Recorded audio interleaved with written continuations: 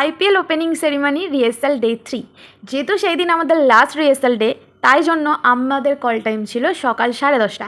10:30টার মধ্যে আমরা ওই জায়গায় পৌঁছে গেছি। আমি তো চলে গেছি, তারপরে সবাই মোটামুটি এসে যায়। আর সেই দিন যেহেতু আমাদের গ্রাউন্ডে রিহার্সাল করানোর কথা ছিল, তাই জন্য আরও সকাল সকাল যেতে হয়েছে। গিয়ে তো আমরা গ্রাউন্ডের মধ্যে প্র্যাকটিস করার পর প্রচুর জোরে বৃষ্টি চলে আসে। আর বৃষ্টি চলে আসার কারণে সেই জন্য সারা দিনটা ঠিক মতন আমাদের প্র্যাকটিসই হয়নি।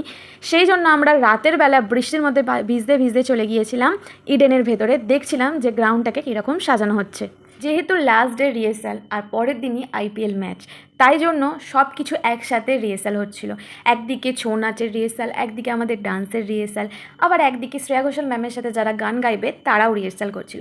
দেন অনেকটা রাত হয়ে যাওয়ার পর আমরা ডিনারের লাইনে চলে আসি লাইন দিতে। বহুক্ষণ অপেক্ষার পর আমরা ডিনার পাই, কিন্তু আমাদের সেই দিনটায় কপালটা খারাপ ছিল।